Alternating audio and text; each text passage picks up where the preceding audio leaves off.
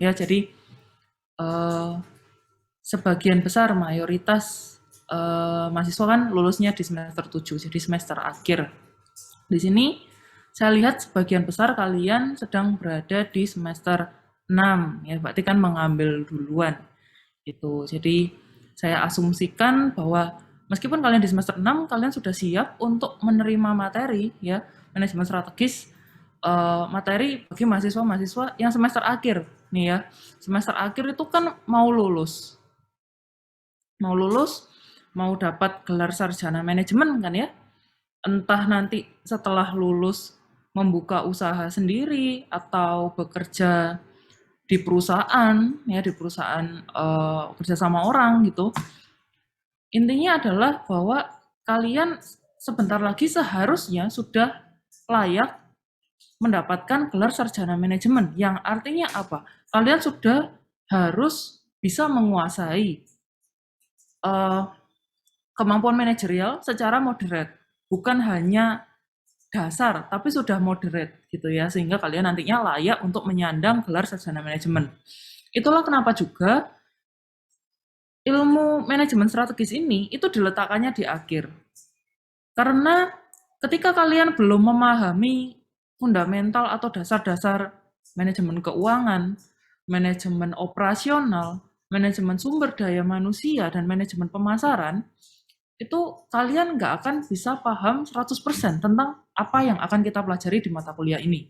Itulah alasan kenapa mata kuliah ini diletakkannya di akhir. Jadi setelah kalian paham dasar-dasarnya dari 4 pilar manajemen itu, baru kita di sini bisa nanti berdiskusi dan bicara tentang banyak hal. Sebelum masuk ke peraturan perkuliahan, mungkin saya juga akan meneruskan overview tentang manajemen strategis. Jadi selama 1 semester ke depan, kita bersama-sama di kelas manajemen strategis ini mungkin agak berbeda dengan kelas yang lain.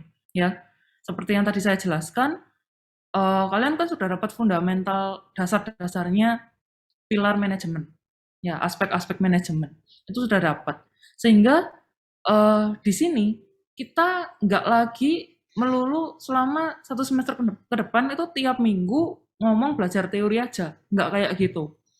Jadi nanti kalian akan dibagi dalam kelompok. Kita mulai minggu depan, bukan minggu ini. Mulai minggu depan itu kalian akan selalu bekerja dalam kelompok.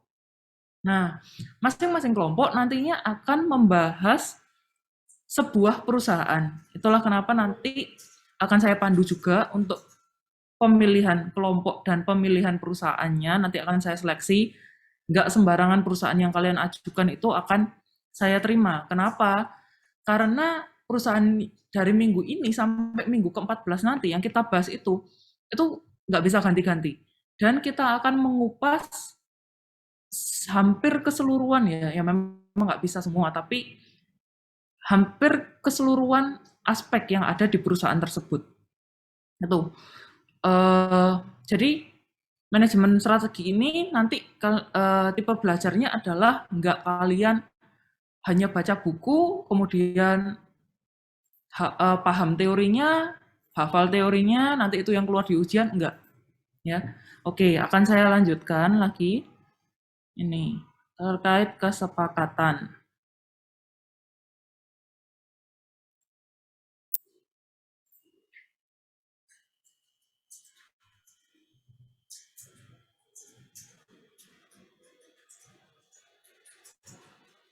Ini silabus dari perkuliahan kita ya, nanti kalian tetap bisa akses sendiri, ada di Bella.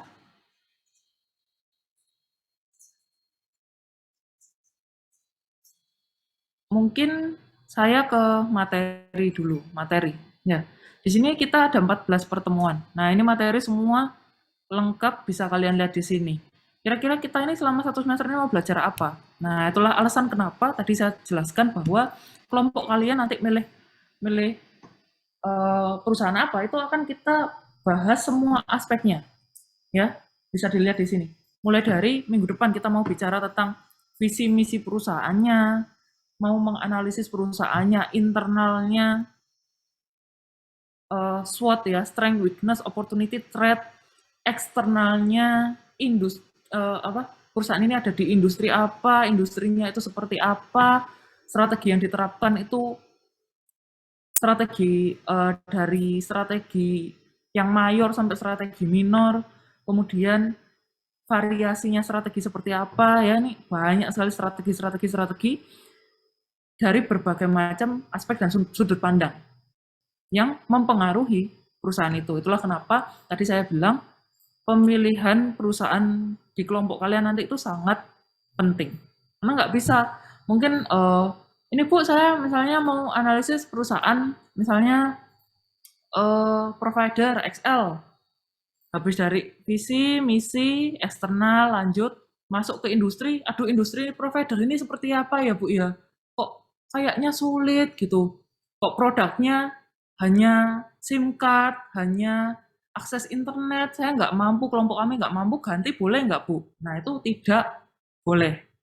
Makanya nanti kalian dalam kelompok, milih perusahaan, itu dipikirkan, dirundingkan, didiskusikan betul-betul ya, sudah tidak boleh ganti lagi perusahaannya. Nanti akan kita setelah nanti kalian ajukan ke saya, kalau saya ACC, yes, berarti itu tanggung jawab kalian selama 1 semester kita bakal ngomongin perusahaan itu yang sudah kalian pilih. Nah, ini secara umum topik-topik yang akan kita bahas tentang perusahaan itu nanti ya ini. Ya, jadi metode pembelajaran kita saya usahakan setiap minggu memang ada Zoom meeting. Ya, kita ketemu, saya memancing dengan dari sudut pandang teori, ya teori-teori strategi, teori-teori ya aspek internal, eksternalnya perusahaannya, dan kalian meriletkan. Ya, jadi kita di sini simultan kerjasama bareng-bareng. Saya memancing dengan teori dan kalian meriletkan dengan perusahaan yang kalian pilih. Itu jadi kita lebih banyak diskusi, bukan hanya menghafal teorinya aja. Karena sebagian besar juga teori-teori, contoh SWOT deh, pasti kalian pernah melakukan analisis SWOT di mata kuliah yang lain sebelum ini. Cuma mungkin di Menstrat ini akan lebih dalam ya, dan mencakup keseluruhan aspek.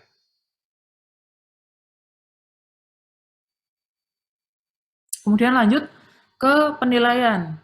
Karena manajemen strategik ini saya sudah bilang tadi ya berbeda dengan mata kuliah yang lain yang kalian itu pokoknya belajar teorinya, paham, nanti ditanyakan di ujian, nah nggak seperti itu.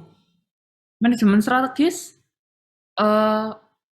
yang semester-semester lalu selama ini saya mengajar memang tergantung timnya. Ada periode tertentu yang UTS dan UAS-nya tidak ujian. Jadi kita nggak ada ujian, ujiannya take home. Nanti UTS mengumpulkan makalah, UAS juga mengumpulkan makalah. Nah, karena di sini kalau kalian sudah tahu ya, ini anak-anak manajemen bahwa pengampu manajemen strategis kan saya dan Bu Yunan, ya kita tim. Jadi nanti akan kami rundingkan untuk UTS-nya aja sih biasanya. Kadang-kadang juga ada yang UTS-nya ini ujian tertulis, UAS-nya yang baru full kumpul paper. Tapi kalau bisa saya beritahukan, sekarang kemungkinan terbesarnya adalah tidak ada ujian tertulis. Jadi UTS-nya kumpul paper, UAS-nya kumpul paper. Kalau ada perubahan nanti pasti saya update. Nah, jadi di sini itulah kenapa tugas ya proporsi tugas di sini itu sangat besar, 60% dibalik ya. Kalau biasanya kalian ujian yang 60%, ini tugasnya 60%. Itulah kenapa output dari manajemen strategis ini itu berupa paper yang nggak tiba-tiba kalian di akhir gitu di UAS saya minta kalian kumpulkan paper 100 halaman gitu, enggak ya. Jadi papernya ini kumpulan dari analisis, diskusi yang sudah kalian jalankan setiap minggunya.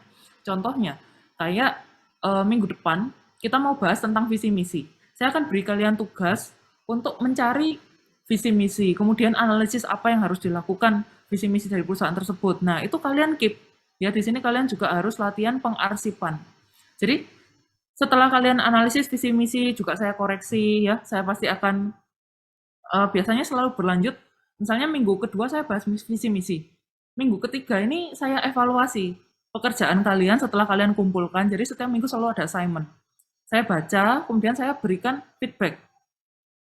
Misalnya kelompok 1 kurang ini, kelompok 2 kurang itu. Nah, itu kalian perbaiki dan kalian arsip, kalian simpan ya, dikumpulkan semua ini dari materi-materi visi misi, analisis eksternal, industri, internal, implementasi, tipe, itu yang kita diskusikan dari minggu ke minggu, kalian kumpulkan, kalian arsip, sekaligus di akhir kalian review secara overall, kalian perbaiki, itu yang kalian kumpulkan di UTS. Jadi sistemnya seperti itu. Saya nggak mau apa yang sudah kalian pelajari dalam 1 minggu tertentu, oh ya udah dikumpul, sudah kumpul kok, ya udah. Kemudian diabaikan, kalian nggak ada arsipnya, ya nanti waktu mau ujian kalian kelabakan, nanti bisa nggak kelar gitu ya, atau hasilnya pasti nggak maksimal. Gitu. Jadi pengarsipan. Karena apa? Yang perlu saya tekankan di mata kuliah manajemen strategis ini, aspek satu atau aspek satu atau satu chapter yang kita bahas itu, satu bahasan dengan topik yang lainnya itu pasti, ya saya jamin pasti ada relasinya, pasti ada hubungannya. Gitu.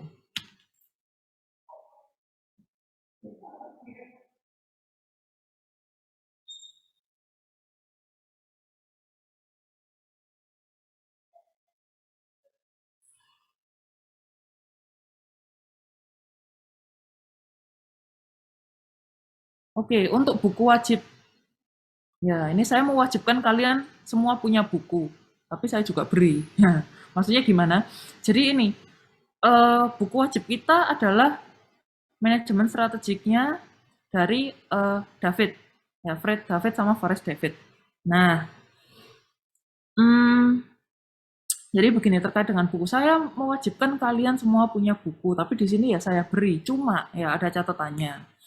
Jadi begini, kalau kalian memang ada uh, uang lebih, ada budget lebih gitu ya, kalian mau mencari atau membeli bukunya yang secara fisik, yang terjemahan bahasa Indonesia, boleh. Sangat saya rekomendasikan ya untuk membeli bukunya, karena mungkin biar bisa lebih nyaman bacanya gitu ya, bisa coret-coret. Saya sangat merekomendasikan kalian beli buku fisiknya, Fred David ini, manajemen strategi, ya yang terjemahan bahasa Indonesia. Tapi jika memang kalian merasa nggak ada budget gitu ya, nggak apa-apa. Di sini saya sudah memberikan kalian, ini link ya, tinggal diklik aja tadi ikonnya itu. Saya memberikan kalian buku yang sama persis, hanya ini menggunakan bahasa Inggris gitu ya. Jadi kalian kan sudah gede-gede nih ya, sudah semester 6. Kalian pertimbangkan sendiri. Yang paling tahu kemampuan kalian ya kalian. Bukunya sama persis yang tadi covernya saya attach itu terjemahan bahasa Indonesia dalam bahasa Indonesianya. Yang linknya di sini saya attach ini bahasa Inggrisnya, global editionnya, pakai bahasa Inggris. Gitu. Jadi kalian sendiri yang tahu kemampuan kalian.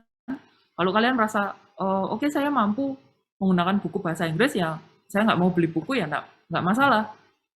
Bukunya sama kok. Cuma ini versi Inggris.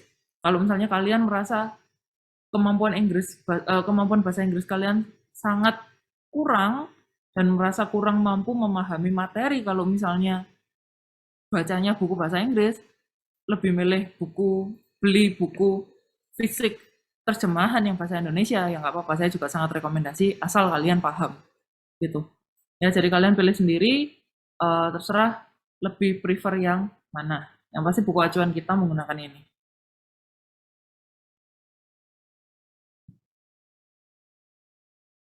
Nah, kemudian ini ya, kita ada grup kelas. Jadi di sini saya nggak ada ketua kelas sih, nggak ada ketua kelas, nggak apa-apa. Oke, itu tinggal di scan ya. Ini aplikasinya menggunakan aplikasi Line. Jadi grup kelas kita menggunakan aplikasi Line.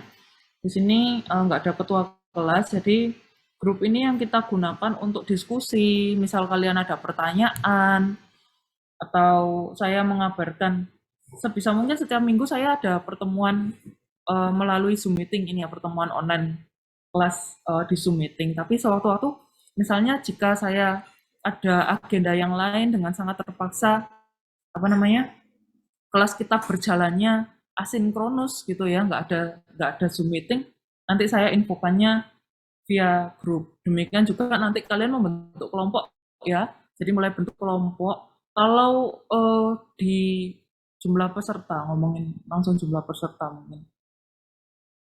Seharusnya kelas ini 35, oke, 36 ya. Di sini 36. Oke. Ada satu yang belum KRS ya. Karena tadi saya cek di KRS-nya harusnya 35. Nggak apa-apa. Oke. Di sini ada 36 Bu, ya. itu saya kan di KRS-nya itu kan belum enggak dapat. Terus saya hubungi prodi katanya disuruh enroll kelas C. Oke, gitu ya. Oke, Iya. baik ya. Thank you infonya. Tapi di sini ya meskipun prodinya ya juga saya, tapi saya nggak mau bahas itu sekarang di sini. Bu Oke, nggak apa-apa. Anissa. Bu Oke ya. Anissa. Iya, makanya nggak apa-apa. Kita move on dulu. Nah, di sini ada 36.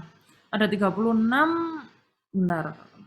Saya minta kalian masuk ke dalam grup yang anggotanya 4, maksimum 5 orang. Ya, silakan grupnya kalian udah gede, pilih sendiri. Saya nggak memaksakan. Ya, bentuklah grup yang jumlahnya 4, maksimum 5 orang. Itu ya. Nah, termasuk kegunaannya grup lain itu tadi. Nanti kalian tugasnya ini ya, di grup tolong update saya. Jadi yang belum join silakan join ya. Update saya ini anggota grupnya. Jadi pakai angka aja dulu karena kita belum ada perusahaannya kan. Kita belum bicara tentang perusahaan, pakai angka aja dulu. Yang sudah terbentuk kelompok satu, anggotanya siapa, si A, si B, si C, si D gitu ya. Itu nanti tolong update saya di grup. Silakan membagi diri dalam grup. Kemudian terkait juga mumpung lagi ngomongin peserta ya, ini terkait juga dengan apa namanya partisipan. Nah, partisipan. Jadi setiap minggunya saya akan mengcross checkkan antara karena saya usahakan setiap minggu kita ada diskusi mengcross-checkkan antara peserta di Zoom sama peserta yang presensi. Gitu. Ketika kalian presensi tapi tidak hadir Zoom, maka saya berhak untuk mengganti presensi kalian. Yang tadinya present menjadi absen. Gitu ya. Jadi saya wajibkan ketika kita ada Zoom meeting, kita kuliah sinkronus semua harus hadir Zoom meeting. Nah, untuk persen dan alpha kalian udah tahu ya, udah mahasiswa tingkat atas. Ini kan 3 SKS. Jadi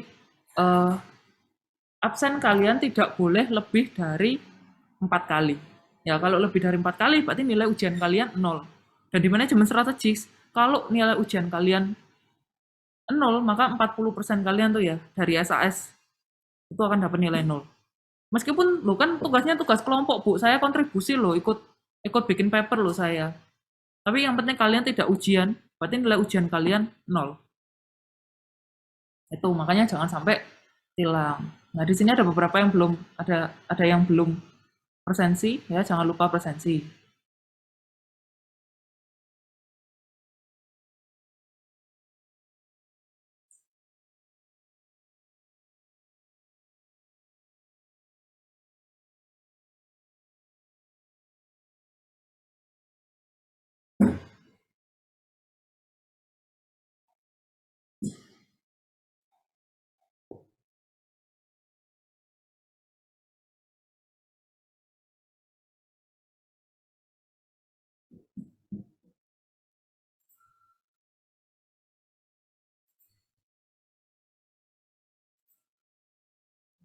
Untuk kesepakatan sudah sangat biasa ya, jadi saya nggak bahas lebih detail lagi kayaknya. Oke, sejauh ini apakah ada pertanyaan? Bu Agri mau nanya, Bu.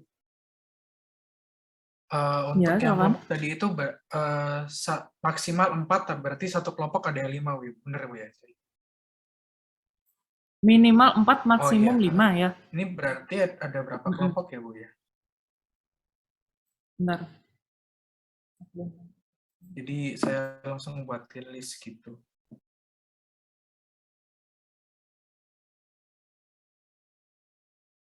sekitar 7 atau 8 kelompok. Oh iya, baik. Makasih, Bu. Mungkin kalau bisa 8 Oh lebih iya. bagus ya. Jadi yang 4 lebih banyak. 8 kelompok. Itu ya, silakan sambil membuat kelompok. Ada pertanyaan lagi yang lain terkait kesepakatan perkuliahan kita di manajemen strategis? Belum ada, oke, nggak apa-apa. Jadi sambil kalian membuat kelompok ya, di grup itu kita mau masuk yang chapter 1, ya chapter 1, pendahuluan dan pengertian strategic management.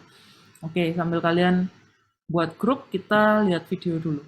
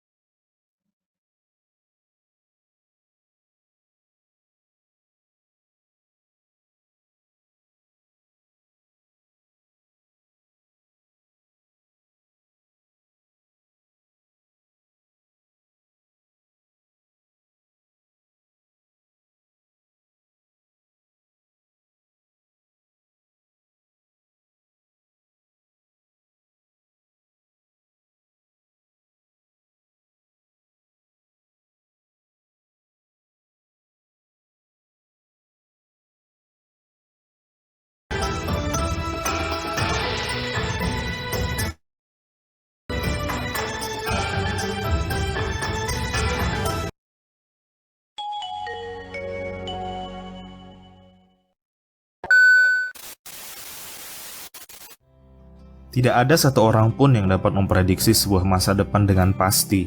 Masa depan adalah sebuah misteri yang tentu memiliki rahasia tersendiri. Mari bersama belajar dari kegagalan perusahaan besar bernama Nokia. Perlu kita ketahui, siapa yang menang hari ini belum tentu menang di masa depan, dan siapa yang senang hari ini belum tentu juga berbahagia di hari kemudian. Mungkin inilah yang terjadi pada sebuah perusahaan bernama Nokia.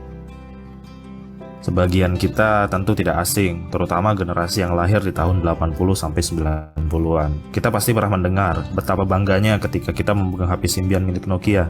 Terlebih ketika konsol game PlayStation masih sulit dijangkau, HP N-Geek masih menjadi primadona untuk main game. Semua mas counter nyuruhnya beli Nokia pokoknya.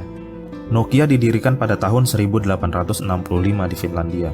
Perjuangan panjangnya lebih dari 100 tahun dinyatakan selesai ketika pada tahun 2013 bertekuk lutut di tangan Microsoft. Nokia telah diakuisisi oleh Bill Gates dan kawan-kawan. Jika dilihat ke belakang, terdapat 3 fase transformasi bisnis Nokia selama kurang lebih 100 tahun. Pertama, perusahaan ini didirikan sebagai perusahaan karet, kemudian berubah menjadi perusahaan kabel, dan kemudian berubah lagi menjadi perusahaan telepon seluler. Dan dari telepon seluler menuju ke era smartphone atau ponsel pintar. Nokia sukses pada 2 transformasi awal, terutama pada saat menjadi perusahaan telepon seluler. Perusahaan untung besar dengan nominal 391 triliun rupiah per tahun. Petaka datang bagi Nokia ketika transformasi yang ketiga, yaitu era ponsel pintar. Pada tahun 2007, Apple mengumumkan iPhone pertamanya, yang kemudian pada tahun 2008 disusul dengan rilisnya Android oleh Google. Padahal sebelum itu, bersama dengan BlackBerry, mereka adalah 2 merek ponsel paling superpower. Keadaan berubah drastis, pasar mulai tidak tertarik dengan Nokia. Bahkan menurut survei yang dilakukan Jia dan Yin dalam jurnalnya analisis penurunan Nokia dari perspektif pemasaran, bahwa saat itu pengguna Nokia akan beranjak mengganti ponsel mereka dengan Samsung, yaitu sebanyak 35%, Apple 16%, Huawei 14%, dan sisanya ponsel lain. Sedangkan pengguna yang memilih bertahan hanya pada angka 6%.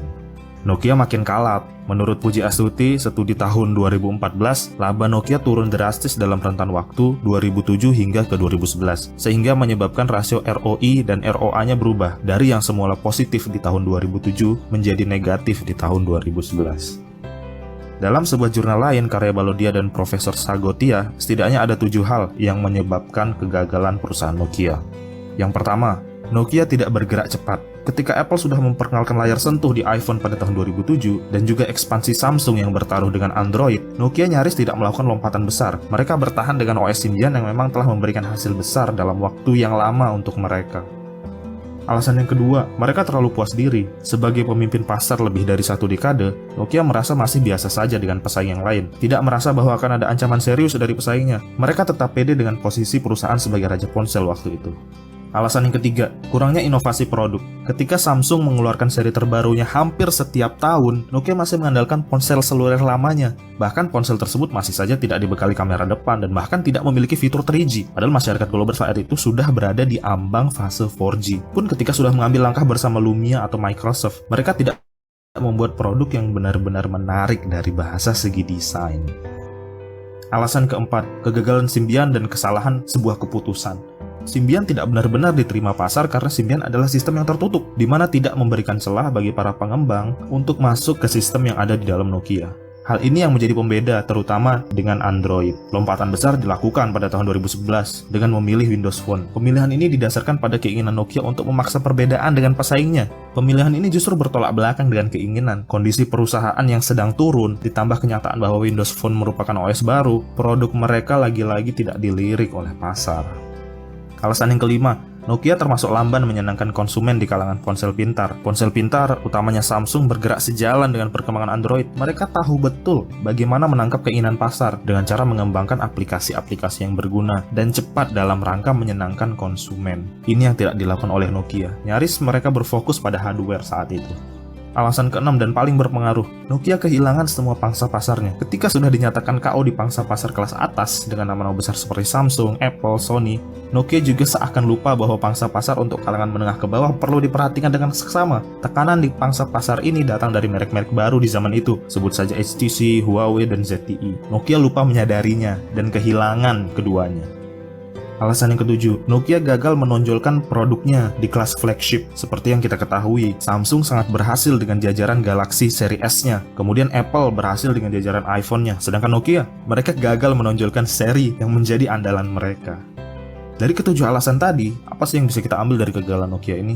Yang pertama, jangan melawan perubahan. Banyak situasi yang mengharuskan adanya perubahan. Kita tidak bisa stagnan ketika perubahan itu diinginkan oleh konsumen. Kemudian yang kedua, tangkaplah setiap peluang, lakukan dan manfaatkan sebaik mungkin. Nokia berpeluang saat itu memilih Android, tetapi kesempatan itu dilewatkan dan berjudi dengan Windows Phone.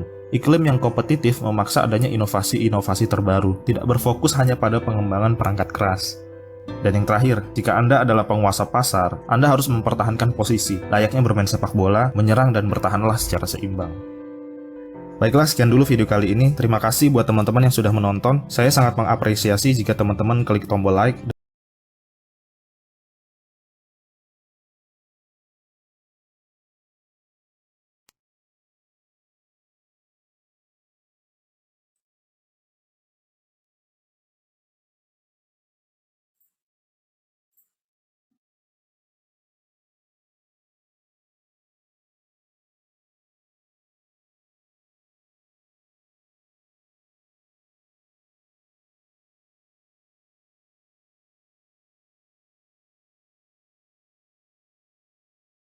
Baik, ya.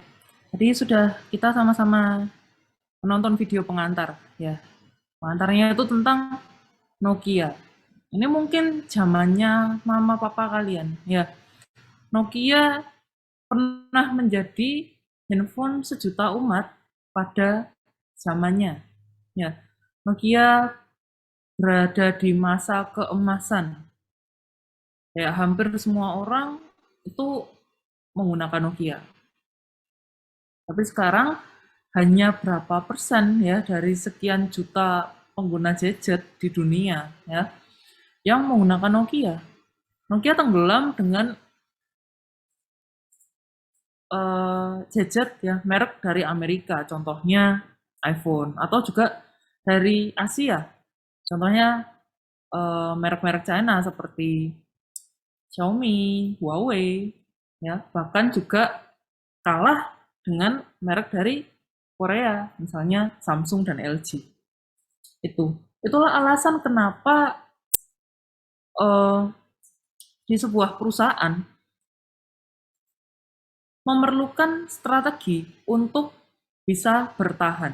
Jadi strategi untuk sukses mencapai suatu target tertentu dalam satu periode tertentu itu mudah sebenarnya. Tapi yang lebih sulit, tantangannya bagi perusahaan adalah bagaimana perusahaan ini bisa tetap sustain. Nah, sustainability dari perusahaan ini tentunya memerlukan sebuah rencana. Rencana ini cakupannya lebih besar daripada sekedar plan, tapi dibutuhkan apa yang disebut dengan strategi mapping. Jadi peta strategi perusahaan ini, kalau mungkin yang kalian belajar ya dari sisi pemasaran, operasional, kita kemarin-kemarin di mata kuliah yang lain sempat belajar dan mungkin lebih ke berpikirnya bagaimana bertahan untuk 1 hingga 5 tahun ke depan. Nah, tapi pada kenyataannya perusahaan itu butuh bertahan, pengennya kan bertahan, nggak hanya sekedar memperoleh profit saat ini, bertahan saat ini, tetapi pada dasarnya inginnya bertahan dan harus mulai dipikirkan bagaimana cara bertahan, strategi apa yang harus digunakan, bahkan 10 hingga 20 tahun ke depan. Itulah kenapa pentingnya untuk mempelajari dan memahami strategic management.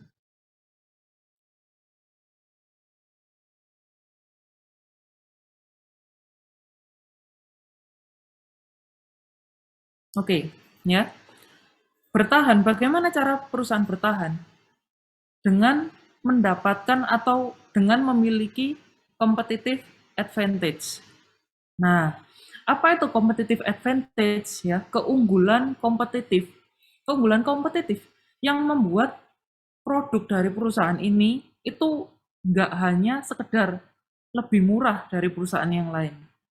Karena kalian seharusnya di level ini sudah paham bahwa nggak berarti produk yang murah itu adalah produk yang dibutuhkan atau diinginkan oleh masyarakat. Ya, kan nggak seperti itu.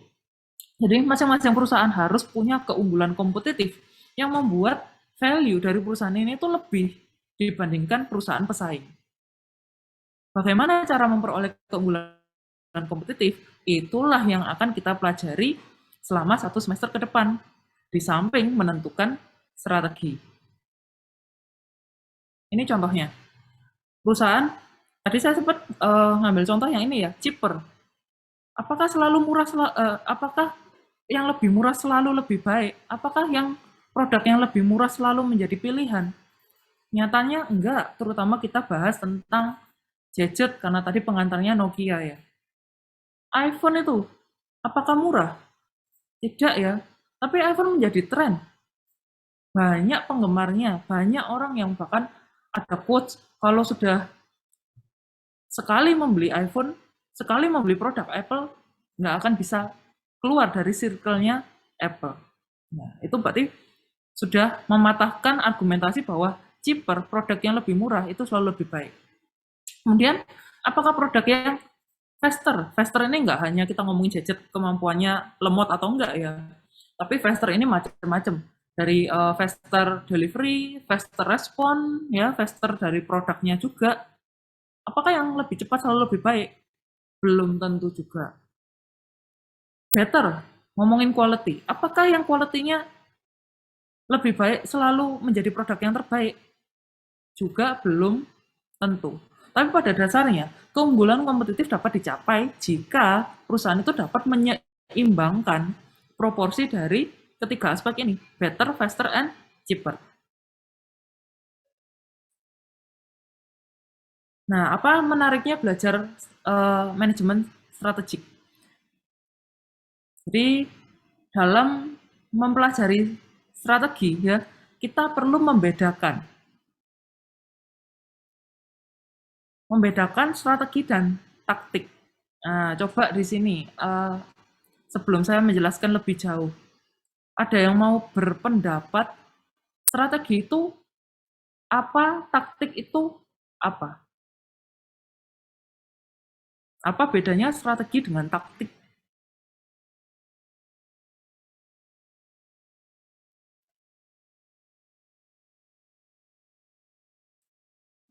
Ada yang mau nyoba?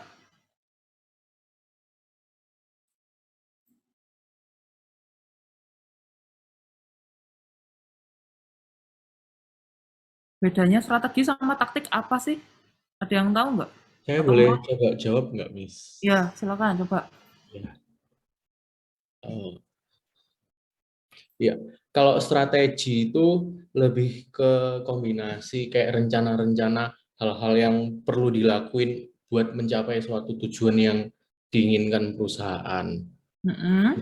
Dan kalau taktik itu lebih merujuk ke metode, langkah, jadi lebih ke taktisnya untuk mendapatkan atau menjalankan strategi tersebut. Itu, Miss. Oke, ya. Thank you, Brian. Ya. Jadi benar ya. Itu tadi yang Brian katakan itu benar. Kalau misalnya masih ada yang kurang paham, simpelnya seperti apa? Jadi begini. Kita ngomongin perusahaan, itu sebenarnya sama seperti zaman dulu kerajaan-kerajaan itu berperang, ya berusaha mempertahankan area mereka. Nah, perusahaan itu kan sekarang juga, tadi kan saya bilang, pengennya apa? Pengennya sustain, pengennya bertahan. Ya sama kayak perang, ya. Berperang satu perusahaan dengan perusahaan yang lain itu, kita bicaranya sekarang kata-katanya sih bersaing. Tapi sebenarnya kan mereka berperang. Nah, agar pengertiannya lebih mudah, saya coba menjelaskan dengan gini. Jadi berperang. Berperang itu ada taktik perang dan ada strategi perang. Jadi tadi yang Brian sebutkan itu benar. Kalau secara lebih simpel lagi, strategi itu adalah gambaran besar, gambaran luas yang lebih kompleks, dan juga kita bicara tentang jangka waktunya itu lebih panjang. Waktu tempuhnya lebih lama. Sedangkan taktik itu sesuatu yang lebih simple, ya, lebih merujuk ke aktivitas-aktivitas, dan juga kalau bicara tentang periode jangka waktunya, taktik ini lebih singkat. Kalau berperang itu kalau disimbolkan dalam analogi peperangan itu gimana? Strategi itu misalnya jenderal perang ya, ini contohnya ini Sun Tzu. Sun Tzu ini Chinese Strategist and General, jenderal perang ini dari Cina ya.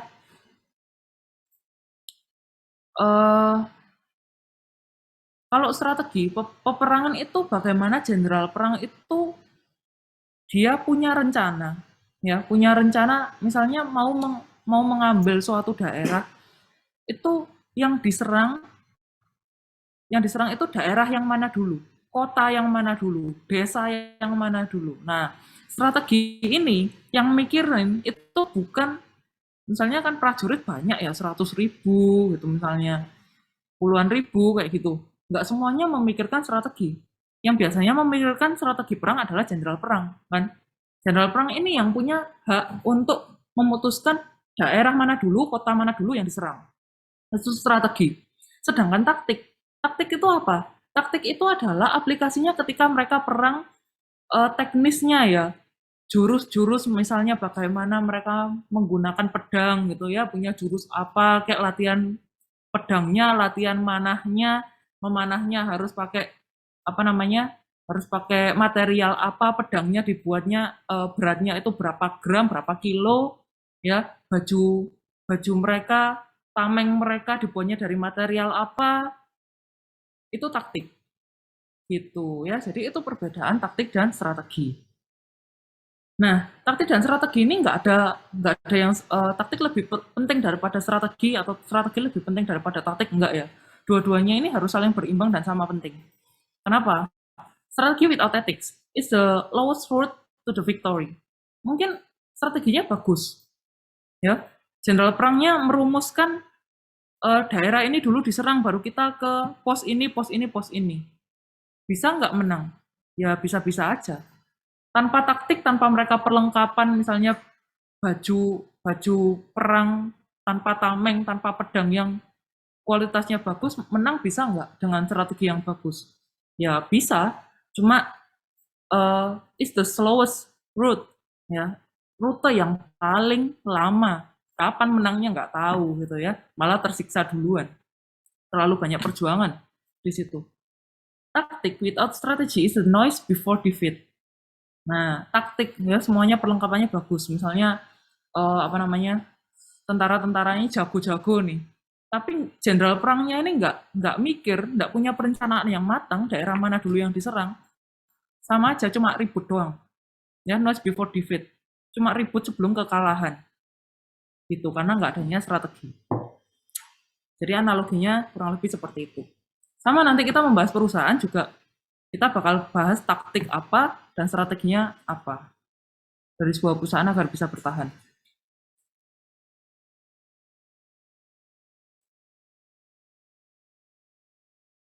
Ini overview yang akan kita pelajari ya. Jadi kita akan mempelajari sangat banyak aspek. Itulah kenapa sebenarnya seru sih manajemen strategis ini, cuma menuntut kalian untuk bisa mau aktif, mau berpikir dan banyak diskusi dengan teman-teman kalian dan diskusi dengan saya juga ya setiap minggunya gitu. Karena kita bakal nggak hanya belajar teori, tapi serunya kenapa? Karena kita bisa melihat langsung praktisnya dari sudut pandang perusahaan itu seperti apa sih pendekatan yang dilakukan, punya source apa ya, sumber daya apa, visi misi konsepnya perusahaan ini seperti apa gitu, kita bisa melihat. Dan yang lebih seru apa, karena di sini grupnya cukup ramai ya, ada 8 kelompok nanti.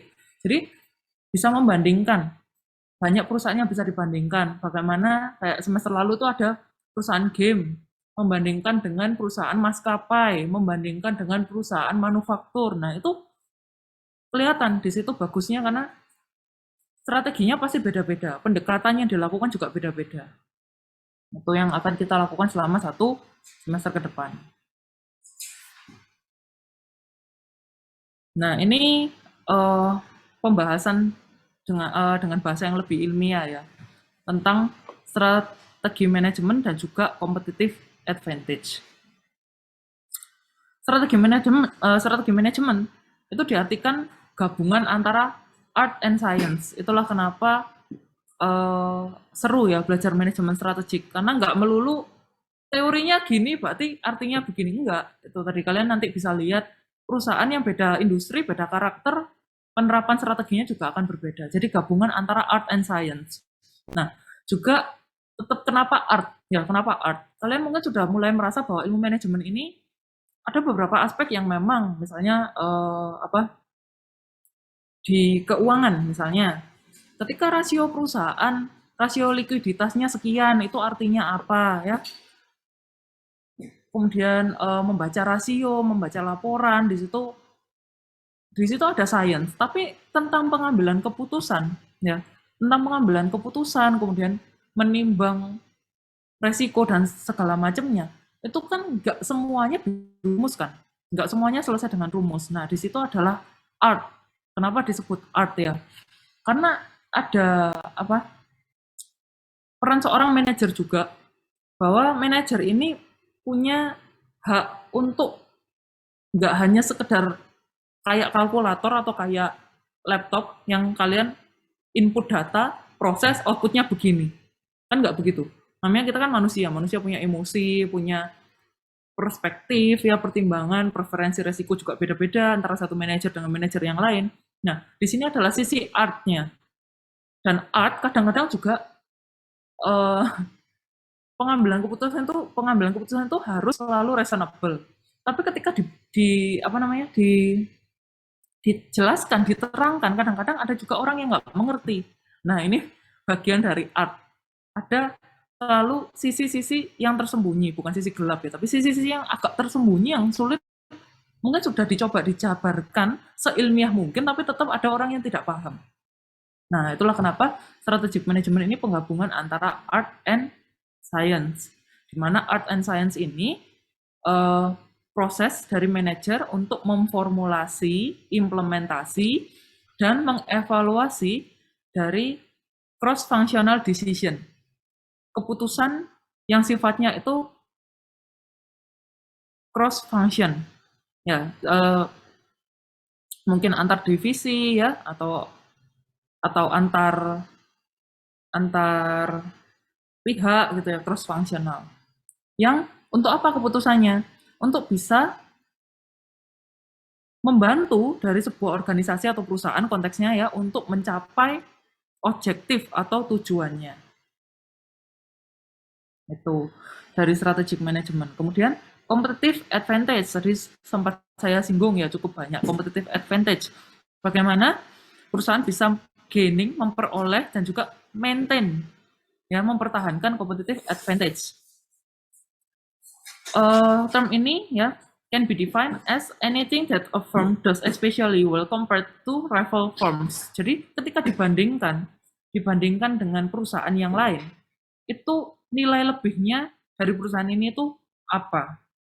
Gitu. Atau hal apa yang kita miliki dari perusahaan ini atau perspektifnya perusahaan yang kita bahas ya. Dari perusahaan kita dibandingkan dengan perusahaan lain. Perusahaan lain tuh nggak bisa melakukan apa sih gitu.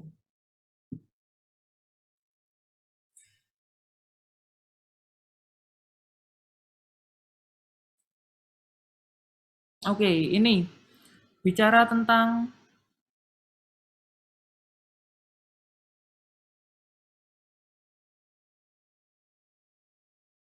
aspek-aspek yang akan kita bahas di manajemen strategik ini ya.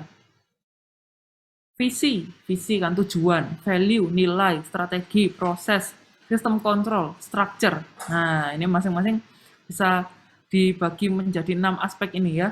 Jadi, proses dan tujuan perusahaan. Ini sudah ada petanya di sini, ada orang yang membuat peta ya di sini ya. Tentang pengaturan aspek-aspek ini di perusahaan dan apa artinya atau bagaimana proporsi di perusahaan untuk masing-masing aspek ini. Misalnya begini, sebuah perusahaan yang punya value yang baik, strateginya baik, prosesnya baik, sistem kontrol baik, struktur baik, tapi tidak punya visi, tidak punya tujuan yang clear. Outputnya apa? Confuse. Orang-orang yang ada di perusahaannya ini bingung. Ini mau ngapain sih? Gitu ya. Ada juga perusahaan yang punya visi, punya strategi, punya proses yang baik, sistem kontrol dan structure ya, tapi nggak punya value, tidak ada nilai. Akhirnya apa? Orang-orang yang ada di dalam perusahaan frustrasi.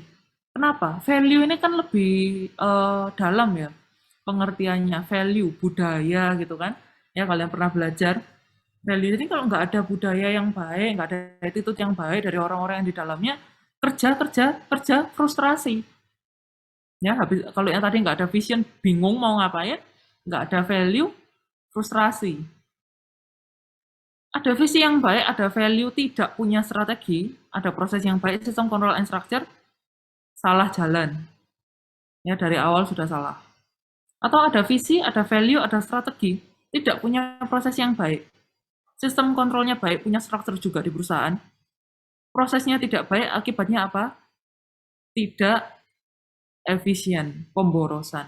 Nah, kurang lebihnya seperti ini. Ini masing-masing aspek yang nanti akan kita bahas 13 pertemuan ke depan. Secara umum, nanti kita akan lebih mempertajam pengertian kita ya untuk masing-masing perusahaan tentang bagaimana proses plan, do, check, and action. Bagaimana mulai dari perumusan, melaksanakannya bagaimana, implementasi, ya, cek, evaluasi, dan juga bagaimana memperbaiki hasil dari evaluasi. Itu kurang lebihnya yang akan kita pelajari.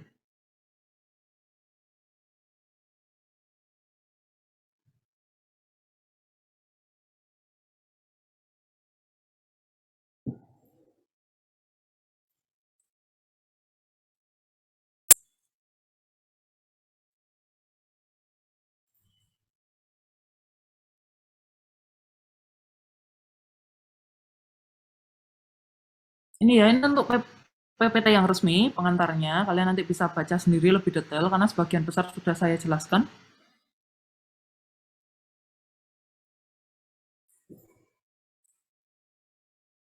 Ini ya, sama seperti tadi proses manajemen, plan, do, check, and action. Di sini strategi juga tahap-tahap yang nantinya akan kita pelajari adalah bagaimana memformulasi, membuat strategi, implementasinya bagaimana, dan juga evaluasi dari strategi.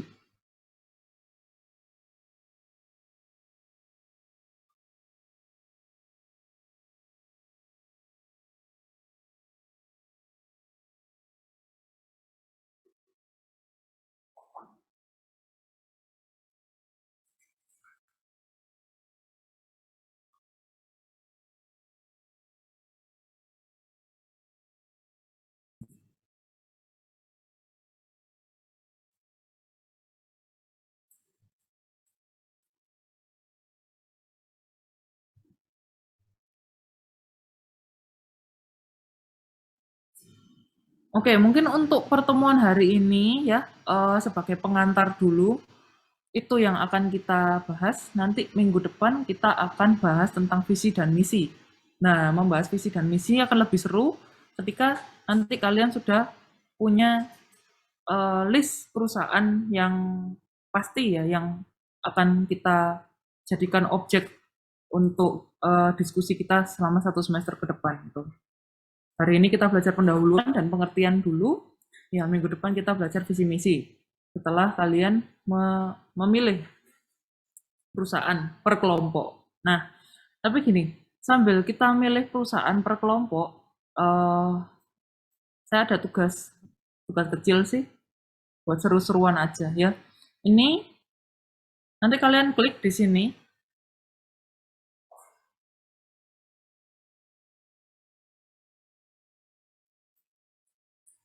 Nah, di sini saya minta kalian sudah ada yang isi atau belum sih? Oke ya, sudah ada, cuma tolong ini diedit ya, dikasih nama sama NRP karena nanti saya baca juga. Kalau anonim gini kan anon ya, gimana saya bacanya itu. Jadi sudah ada yang mengisi. Ini tolong, ini tugasnya individu, yang ini individu ya. Nanti yang grup beda, nanti kita diskusinya pakai grup lain aja untuk yang memilih grup per kelompok. Nah, ini tugas individu, nanti kalian ngisi di sini. Di sini ada peta dunia memang, karena saya pengennya kalian sebutkan perusahaannya dari negara mana gitu. Jadi tolong sebutkan perusahaannya yang menurut kalian paling keren ya. Yang menurut kalian secara umum lah kita sudah bahas hari ini kira-kira strategi, taktik gitu ya tadi ya, yang sejauh ini sepengertian kalian pada saat ini, menurut sudut pandang kalian itu paling keren. Tolong ceritakan perusahaannya itu apa, dia di mana, tolong di tag lokasinya ya. Ceritakan juga alasan kenapa kalian memilih perusahaan tersebut. Gitu ya. Jadi kita sharing-sharing di sini. Ada yang Unilever. Oke. Gencar dengan misi sosial. Nah, ini menarik ini. Keren. Wah, tapi value-nya di bursa efek ini Unilever ini terjun bebas ya, terjun payung ini. Setidaknya 2 tahun terakhir. Tapi Unilever keren ya. Peduli dengan aspek sosial tadi. Apakah salah? Oh enggak, ya masing-masing boleh punya argumentasi dan pendapatnya sendiri-sendiri. Apple, oke ya, Apple mahal loh tapi ya tidak apa namanya, tidak banyak juga yang misalnya pakai Apple terus di ini ya, sebagian mungkin teman-temannya bilang keren, sebagian juga bilang sok lu pakai Apple gitu ya. Oke, silakan masing-masing boleh berpendapat, silakan. Nah, ini biar rame peta dunia kita. Itu oke, sejauh ini ada yang mau disampaikan atau ada yang mau ditanyakan untuk introduction untuk hari ini? Sambil ngisi-ngisi ini boleh. Ada yang mau tanya boleh.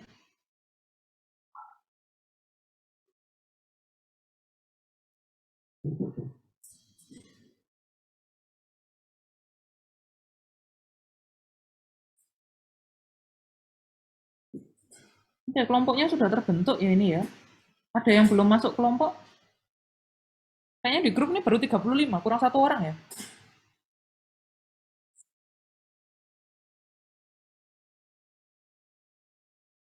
Oh, partisipannya di sini juga 35. Oke, tapi kayaknya kurang 1 kan tadi. 35 lagi.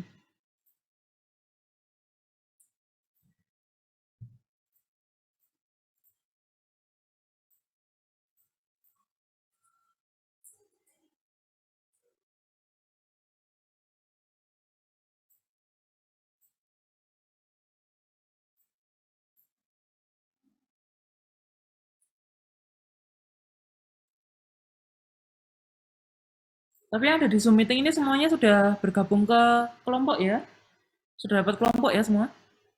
Ada yang belum dapat?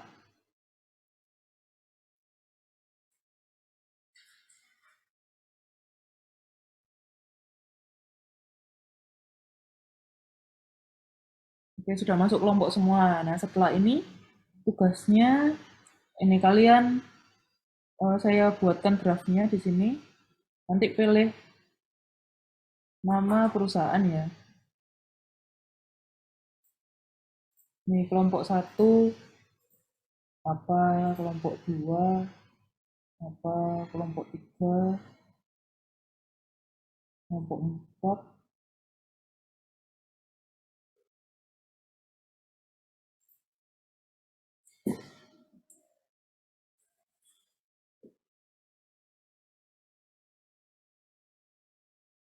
Nah, nanti kalian tulis di situ ya nama perusahaan usulannya setelah kalian diskusi dengan kelompok masing-masing ya. Nanti kalian tulis di situ, nanti akan saya balas saya setuju atau tidak. Disetujui atau masih harus ganti perusahaan yang lain. Itu ya nanti kita diskusi lagi di grup.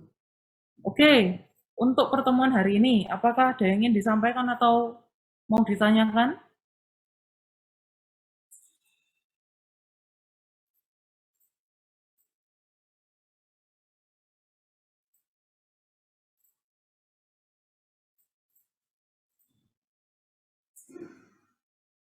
Ada?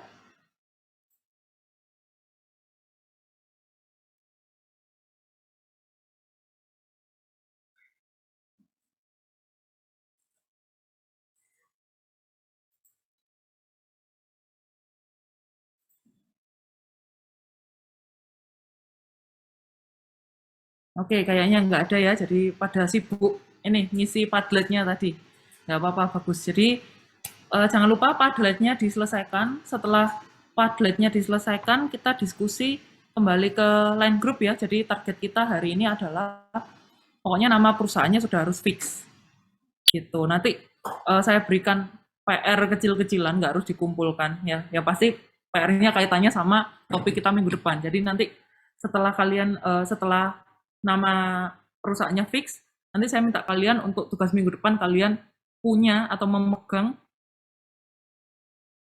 data untuk terkait visi dan misi perusahaan. Jadi waktu kita minggu depan diskusi bisa lebih lancar ya. Kalian sudah nangkep gitu. Oke, kalau nggak ada yang perlu disampaikan atau ingin ditanyakan lagi, bisa kita akhiri. Sebelum kita akhiri, mohon bantuannya untuk satu orang menutup dalam doa. Ya Bu, saya aja nggak apa-apa Bu. Oke. Mari teman-teman kita berdoa, doakan saya pimpin secara Kristiani yang lain dapat menyesuaikannya. Ya Bapak, kami ucap syukur atas pemerintahan-Mu yang Kau berikan kepada kami semua pada pagi hari ini. Kami telah mengakhiri perkuliahan pada hari ini. Engkau juga berkati Bu Agripina yang telah menjelaskan kami, sertai segala aktivitas yang dilakukan agar dapat berjalan dengan lancar. Sebentar lagi kami akan melanjutkan aktivitas kami lainnya lagi, serta kami juga dari segala marpanya. Terima kasih ya Bapak, terima kasih. Dalam nama Tuhan Yesus, haleluya. Amin. Oke, ya. Thank you, Johnson. Thank you, everyone. See you next week. Bye-bye. Terima kasih. Terima kasih Bu.